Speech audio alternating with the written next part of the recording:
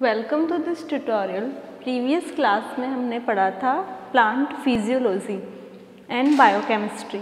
तो उसके बाद में वो यूनिट कंप्लीट होने के बाद हम ले रहे हैं paper first molecular biology and biotechnology. तो एक्चुअल में मॉलिक्यूलर बायोलॉजी क्या होती है तो पहले वो जान ले, फिर इस पेपर को कंटिन्यू करेंगे। तो मॉलिक्यूलर बायोलॉजी जीव विज्ञान की वह शाखा जिसमें जीवों में आणविक स्तर पर जैविक अणु जैसे डीएनए, आरएनए, जीन, प्रोटीन, विभिन्न प्रकार के एंजाइमों की संरचना एवं कार्यों का अध्ययन किया जाता है, मॉलिक्यूलर बायोलॉजी कहलाती है। दोबारा से बोलेंगे कि जीव विज्ञान की वह शाखा जिसके अंतर्गत जीवों में मॉलिक्यूलर लेवल पर जैवीय अणु जैसे कि डीएनए, आरएनए, जीन, प्रोटीन एवं विभिन्न प्रकार के एंजाइमों की संरचना एवं कार्यों का अध्ययन किया जाता है, मॉलिक्यूलर बायोलॉजी या आणविक जीव विज्ञान कहलाती है।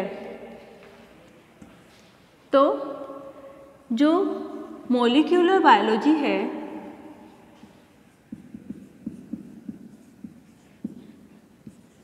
ये शब्द सबसे पहले दिया था एफ अस्तबुरी ने। एफ अस्तबुरी ने वर्ड दिया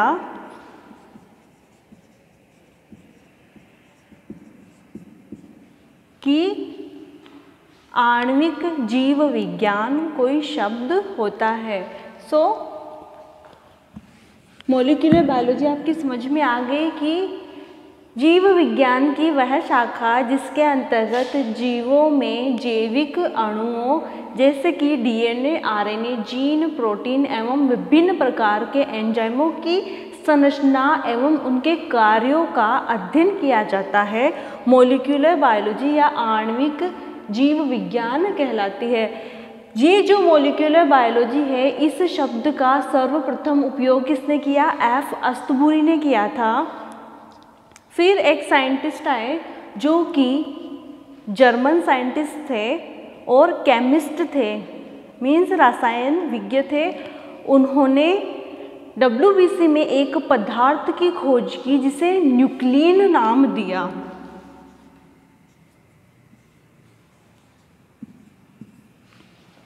और फिर उसके बाद में 19वीं शताब्दी में डीएनए एवं आरएनए की संरचनाओं का अध्ययन किया गया। तो डीएनए क्या होता है कि डीएनए शुगर मीन्स शर्करा, फॉस्फेट ग्रुप एवं क्षार से निर्मित संरचना होती है जिसे न्यूक्लियोटाइड कहते हैं। ठीक है, तो डीएनए किससे बना हुआ होता है? शर्करा, फॉस्फेट ग्रुप और क्षार से निर्मित संरचना होती है। इन तीनों को कंबाइन में या एक साथ क्या बोलते हैं? न्यूक्लियोटाइड। ठीक है, और ये जो शर्करा होती है ये इन ग्रुप्स के साथ एक लंबी चेन में जुड़ी हुई होती है और जब ये शर्करा दूसरी शर्करा से जुड़ती है तो फॉस्फेट के द्वारा ये एक शर्करा दूसरी शर्करा से चेन बनाने के लिए जुड़ती है। और जो ये फॉस्फेट उन दोनों शुगर्स और फॉस्फेट्स के बीच, उन दोनों शुगर्स के बीच में जो बंध निर्माण का कार्य करता है तो इसे बोलते हैं फॉस्फो डाइएस्टर बॉन्ड। मीन्स ये शर्कराएं चेन बनाने के लिए जब एक दूसरे के साथ जुड़ती है तो वो किससे जुड़ती है? फॉस्फेट से। तो फॉस्फेट जो बंध बनाता है उसे कहते हैं फॉस्फोडाइएस्टर बंध। तो आपकी मैं यूनिट फर्स्ट शुरू कर रही हूँ जिसमें है डीएनए। तो जो क्रोमोसोम्स होते हैं वो किससे मिलकर बने हुए होते हैं? प्रोटीन एवं न्यूक्लिक एसिड, या मैं अदर वर्ड्स में बोलूं तो प्रोटीन एवं न्यूक्लिक एसिड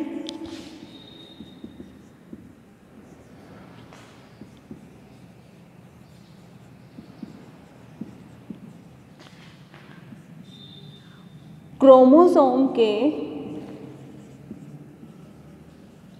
रासायनिक संघटक होते हैं। तो हम पढ़ेंगे यूनिट फर्स्ट में पढ़ेंगे डीएनए। तो क्या होता है इसमें कि डीएनए से पहले हम सबसे पहले क्या बात करेंगे? क्रोमेटिन्स, क्योंकि क्रोमेटिन्स किससे मिलकर बने हुए होते हैं? डीएनए से। तो प्रोटीन एवं न्यूक्लिक अम्ल क्रोमोसोम या गुणसूत्र के रासायनिक संघटक होते हैं। फिर सेकंड पॉइंट क्या आएगा कि जर्मन केमिस्ट फ्रेडरिक मिश्र ने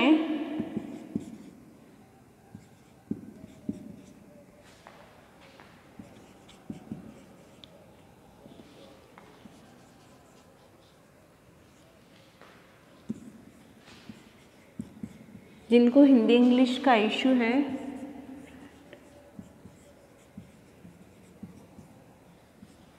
तो फ्रेडरिक मिश्र ने, जो कहाँ के थे? जर्मन के केमिस्ट थे। तो जर्मन केमिस्ट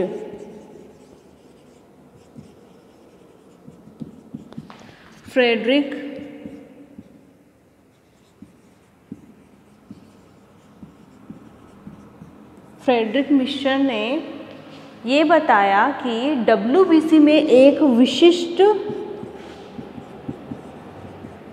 संरचना होती है। सबसे पहले पॉइंट क्या आएगा कि प्रोटीन एवं न्यूक्लिक एसिड गुणसूत्र के रासायनिक संघटक होते हैं। जर्मन केमिस्ट फ्रेडरिक मिश्र ने बताया कि जो WBC का केंद्रक होता है उसमें एक विशिष्ट पदार्थ पाया जाता है, और उस विशिष्ट पदार्थ को इन्होंने क्या नाम दिया? न्यूक्लिन।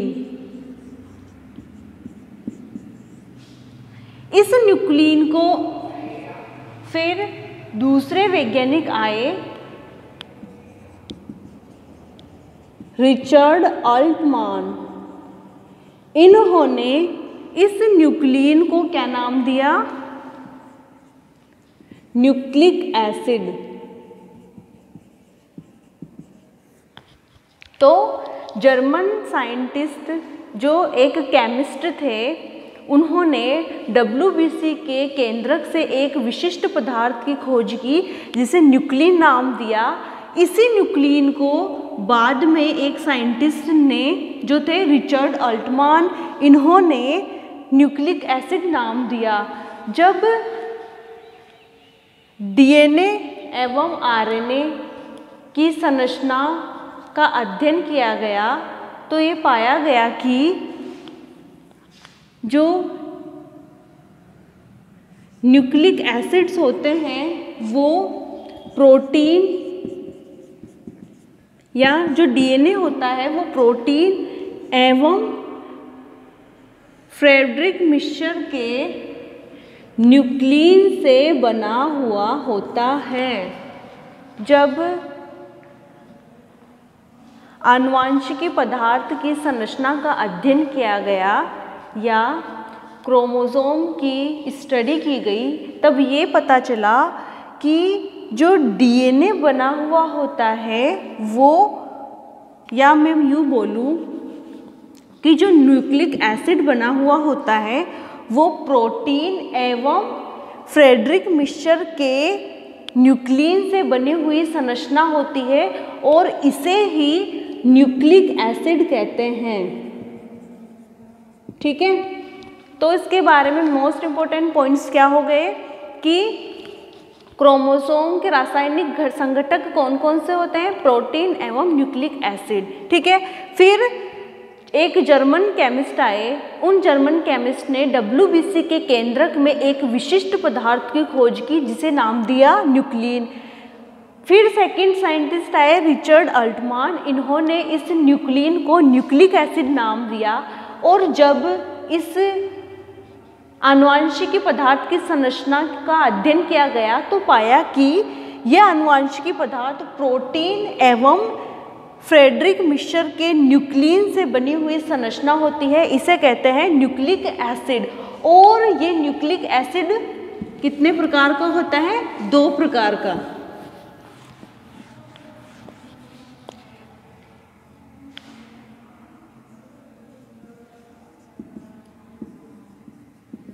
ये न्यूक्लिक एसिड कितने प्रकार का होता है, 2 प्रकार का। कौन कौन से, DNA एंड RNA। ठीक है,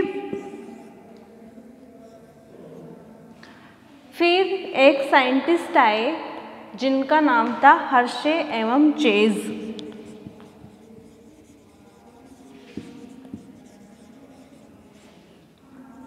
हर्शे एवं चेज।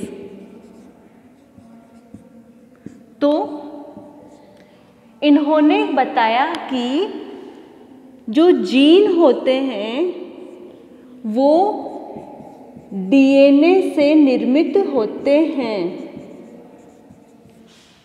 तो जब इस न्यूक्लिक एसिड की संरचना का अध्ययन किया गया तब दूसरे साइंटिस्ट आए हर्शे एवं चेज। हर्शे एवं चेज ने बताया कि जीन DNA से निर्मित संरचना होती है। फिर उसके बाद में एक और साइंटिस्ट आए ग्रिफिथ।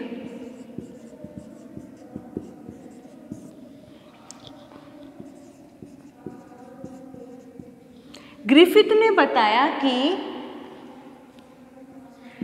DNA आनुवंशिकी पदार्थ है,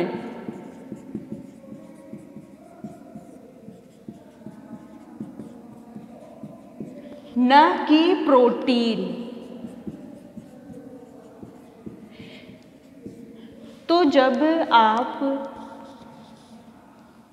DNA की स्टडी करेंगे या जब DNA की स्टडी करी गई तब उसमें कौन कौन से तत्व थे, प्रोटीन थे और न्यूक्लिक एसिड थे। तो उस बेस पे हर्शे एवं चेज ने कहा कि जीन DNA के बने हुए होते हैं, लेकिन ग्रिफिथ ने अपने प्रयोग किए किस पे, डिप्लोकोकस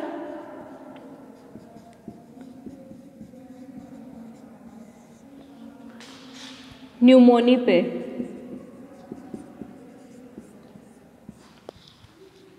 उन्होंने न्यूमोनिया के बैक्टीरिया या डिप्लोकोकस न्यूमोनी पे एक्सपेरिमेंट किया और ये बताया कि DNA आनुवंशिकी पदार्थ है न कि प्रोटीन। तो हर्शे एवं चेज ने ये बताया था कि जीन DNA के बने हुए होते हैं, तो इन्होंने कुछ एक्सपेरिमेंट्स किए। तो वो एक्सपेरिमेंट क्या थे,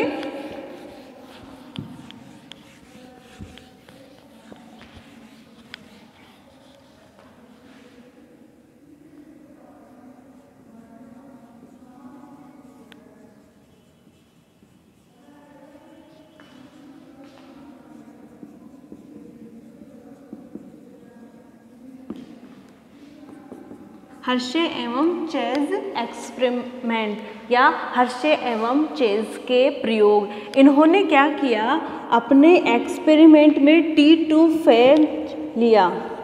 T2 फेज क्या है, यह बैक्टीरिया को मारने वाला वायरस होता है T2 फेज। तो इन्होंने अपने प्रयोग में क्या किया कि ई कोलाई बैक्टीरिया पर इस जो T2 फेज था इसका आक्रमण करवाया। तो हर्शे एवं चेज ने क्या स्टेटमेंट दिया था कि जीन DNA के बने हुए होते हैं, और इसे सिद्ध करने के लिए इन्होंने क्या किया, ई कोलाई बैक्टीरिया पर T2 फेज या बैक्टीरियोफेज का आक्रमण करवाया। तो आक्रमण से क्या हुआ कि वह जो T2 फेज था उसने बैक्टीरिया पे आक्रमण किया और उसे मार देता है, ठीक है, या उसे संक्रमित कर देता है। तो सबसे पहले ये जानो कि T2 फेज की स्ट्रक्चर क्या होती है। तो T2 फेज की जो बॉडी होती है वो हेड, नेक एंड टेल में डिवाइड होती है, ठीक है। तो इसकी स्ट्रक्चर हम ड्रॉ करेंगे ताकि इजीली समझ में आ जाए कि T2 फेज क्या होता है।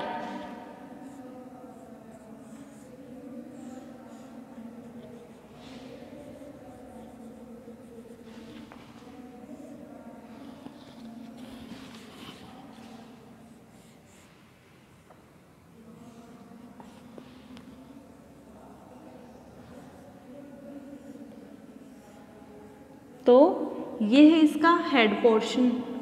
तो हेड पोर्शन किस किस से मिलकर बना हुआ होता है। ये जो बाहर होती है वो पॉलीसेकेराइड की कोटिंग होती है। जो कैप्सूल नुमा या बेंजीन की वलय जैसी संरचना दिख रही है ये होती है पॉलीसेकेराइड से निर्मित संरचना जिसे कैप्सिड कहते हैं, ठीक है। और ये किससे बना हुआ होता है, पॉलीसेकेराइड, प्रोटीन से, ठीक है। अब ये है प्रोटीन का आवरण, इसके चारों ओर जो पॉलीसेकेराइड नेचर का होता है और इसमें होता है डीएनए जो आनुवंशिकी पदार्थ होता है। तो ये प्रोटीन और डीएनए मिलकर किसका निर्माण करते हैं, हेड का निर्माण करते हैं, ठीक है।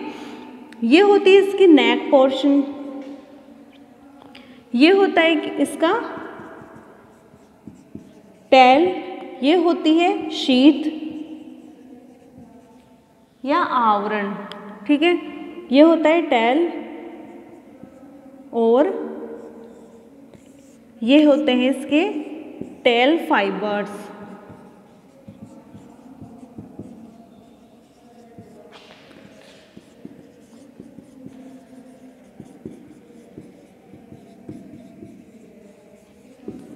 तो ग्रिफिथ के बाद में या ग्रिफिथ ने बोला कि जो डीएनए होता है वो आनुवंशिकी पदार्थ होता है, ना कि प्रोटीन। लेकिन हर्शे एवं चेज ने कहा कि जीन डीएनए के बने हुए होते हैं। तो अपने इस स्टेटमेंट को सिद्ध करने के लिए इन्होंने क्या किया कि T2 फेग जो बैक्टीरिया का भक्षण करता है उस T2 फेग को ई कोलाई बैक्टीरिया पर आक्रमण करवाया, ठीक है। तो आक्रमण से ये सिद्ध किया कि ये बैक्टीरियोफेज या T2 फेज इस बैक्टीरिया को संक्रमित कर देता है, ठीक है। तो इन्होंने क्या किया, T2 फेग की स्ट्रक्चर पहले हम पढ़ लेते हैं कि ये पॉलीसेकेराइड से निर्मित कोटिंग होती है इस पे।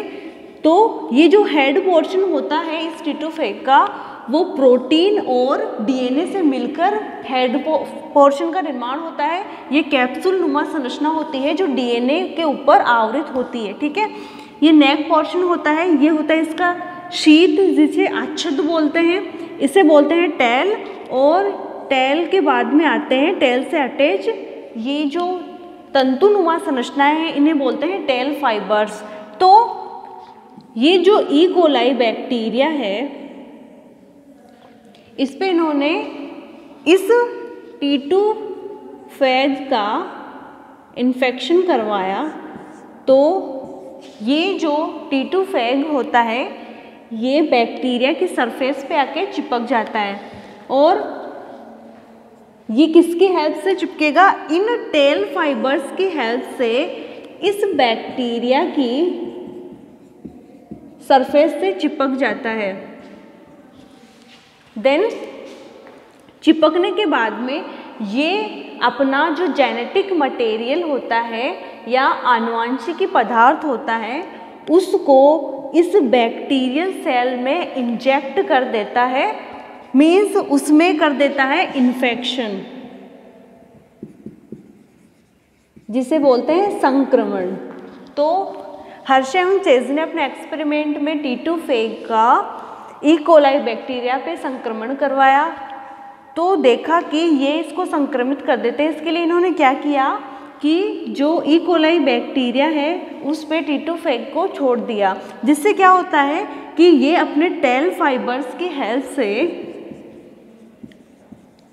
बैक्टीरिया की सरफेस पे आके चिपक जाता है और चिपकने के बाद में उसमें अपना जेनेटिक मटेरियल या आनुवांशिक पदार्थ इंजेक्ट कर देता है।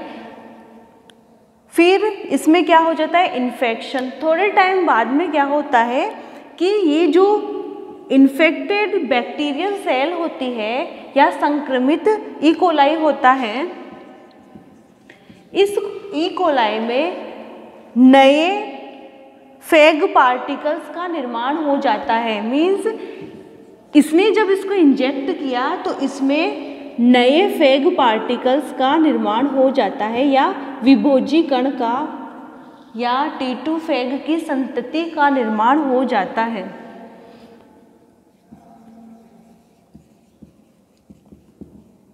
और इससे उन्होंने सिद्ध किया कि जीन डीएनए से मिलकर बने हुए होते हैं। तो ओवरऑल इन्होंने क्या किया कि ई कोलाई बैक्टीरिया पे टीटू फैग का इन्फेक्शन करवाया। इन्फेक्शन के बाद में देखा कि वो जो संक्रमित ई कोलाई कोशिका थी उसमें नए विभोजीकरण या टीटू फैग की संततियों का निर्माण हो जाता है और इन्फेक्शन जब कंप्लीट हो जाता है तब ये नए फैग पार्टिकल्स उस सेल को ब्रस्ट करके या उस सेल्स को नष्ट करके बाहर की तरफ रिलीज हो जाते हैं। और जब ये नए संतति कण बाहर एनवायरनमेंट में रिलीज होते हैं तो अगेन किसी दूसरी कोशिकाओं को इन्फेक्ट करते हैं। इस एक्सपेरिमेंट को एक्सप्लेनेशन में नेक्स्ट वीडियो में मैं आपको समझाऊंगी। अभी के लिए इतना ही। Thank you.